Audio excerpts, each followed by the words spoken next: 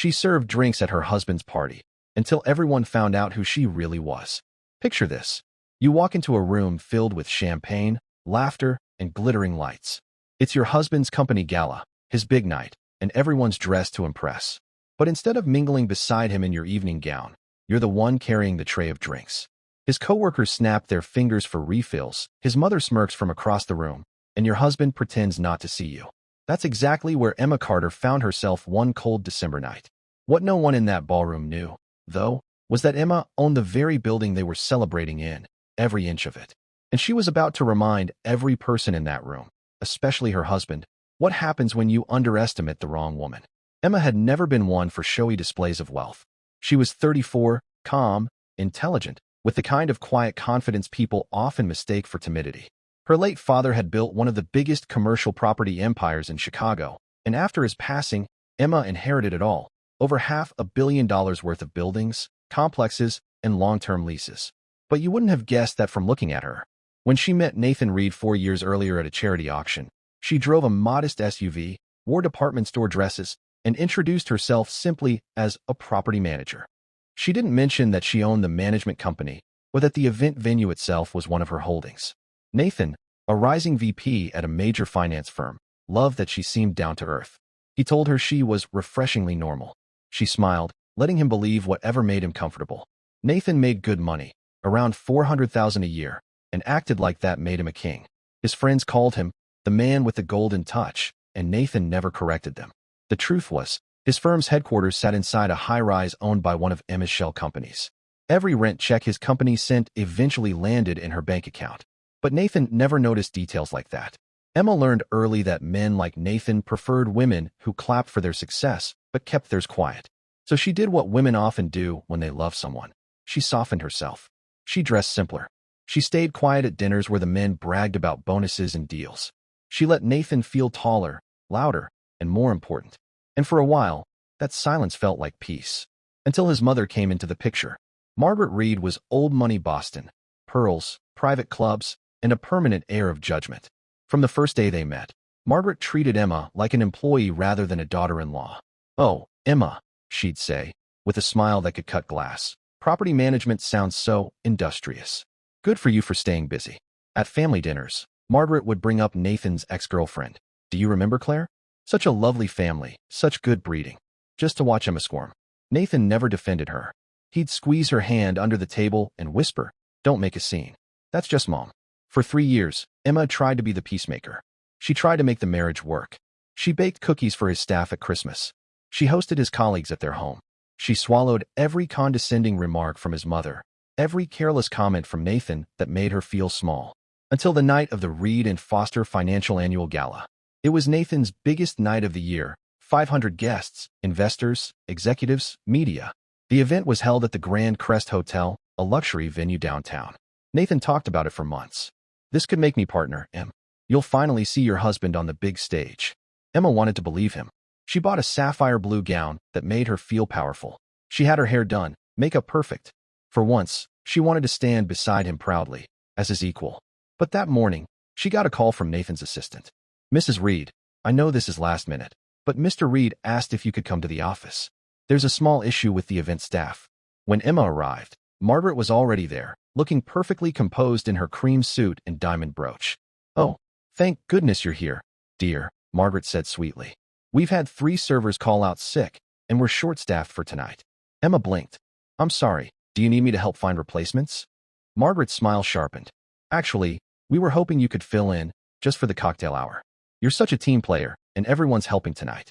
Emma stared at her. "You want me to serve drinks?" Before she could say more, Nathan walked in. He looked uncomfortable, but not nearly enough. "Em, I know it's not ideal, but it's just for an hour. We're in a bind, and it'd really mean a lot to me."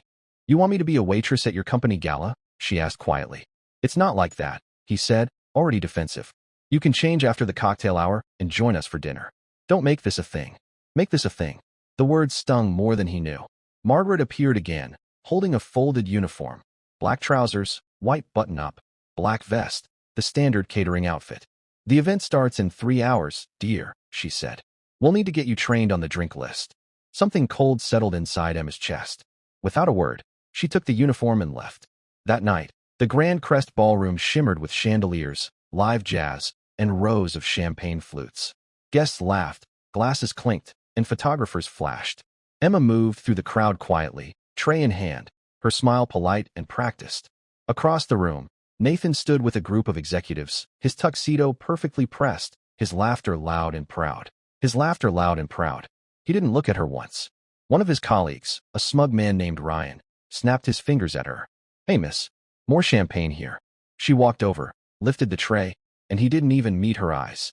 "Nathan's wife is around somewhere," Ryan said, grinning. "Cute little thing. Doesn't talk much." Nathan chuckled.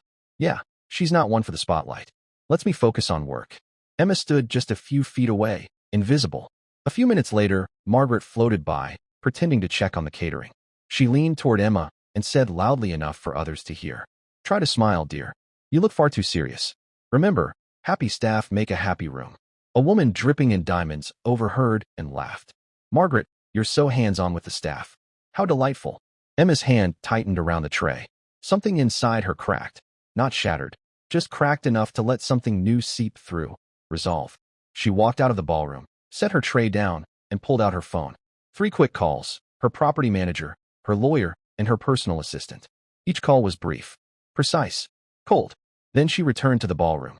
The band had just finished a song when a sharp microphone screech cut through the chatter. The room fell silent. Every head turned toward the stage, where Emma now stood, still wearing her server's vest, but with a calmness that could silence thunder. "Good evening, everyone," she said into the mic. "I hope you're enjoying this beautiful event in this beautiful venue." Confused applause rippled through the crowd. Nathan's smile froze. Margaret's face drained of color. "My name is Emma Carteret. Some of you know me as Nathan's wife, the quiet one." She paused.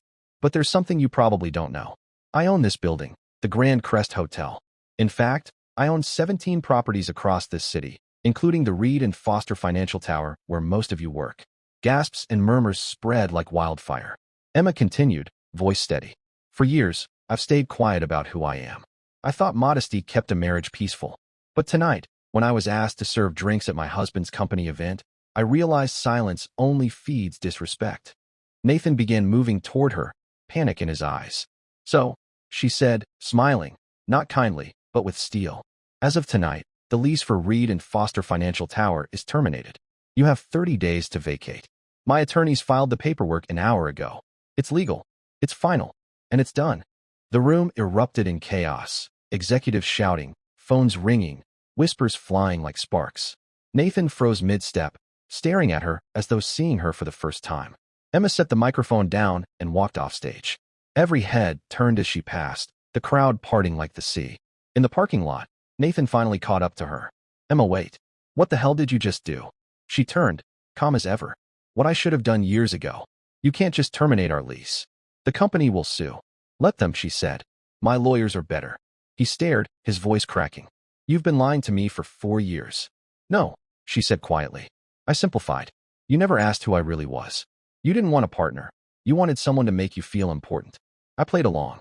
But tonight, when you let your mother humiliate me, when you told me not to make it a thing, that's when I realized you'd already made your choice." Margaret appeared behind him, fuming. "Do you have any idea what you've done to Nathan's career? To our family name?" Emma looked at her evenly. "Yes. I've stopped renting my property to people who treat me like help. It's not personal, it's business." Nathan tried one last time. "We can fix this, Em. Counseling, therapy, whatever you want. Please." She shook her head. "What I want is a husband who'd never let his wife serve drinks at his company party. What I want is respect. You can't give me that." She got into her car and drove away. By morning, she'd filed for divorce. Nathan fought hard, claimed she'd deceived him about her finances, but their prenuptial agreement was airtight. Everything they owned came from her money, her businesses, her accounts. The house, hers. The cars, hers. The vacation home, also hers. Within months, Reed and Foster Financial scrambled to find a new headquarters. Emma sold the building, not back to them, but to their biggest competitor. Nathan lost his position soon after. His reputation collapsed, and Margaret's social circle quietly stopped returning her calls. Emma didn't gloat. She didn't need to. She poured her energy into rebuilding her life on her own terms. She rebranded her empire as Carter Holdings, no husband's name attached. She started hosting charity events, supporting women in business, and funding grants for those leaving toxic relationships. A year later, a business magazine ran a feature on her titled "The Woman Who Took Back Her Power." When the journalist asked if she regretted keeping her wealth a secret, Emma smiled thoughtfully. "I don't regret being quiet," she said. "I regret thinking I had to be." The story went viral, not because of the drama, but because every woman who had ever dimmed her light to make someone else shine felt her words in their bones. Emma's story wasn't about revenge, it was about awakening, about realizing that you don't need permission to take up space, to stand tall, to be seen. She had spent years playing small to protect someone else's ego. But when she finally stood up, she remembered who she was. And the world did too. Moral: never underestimate quiet strength. Sometimes, the calmest person in the room owns the building you're standing in.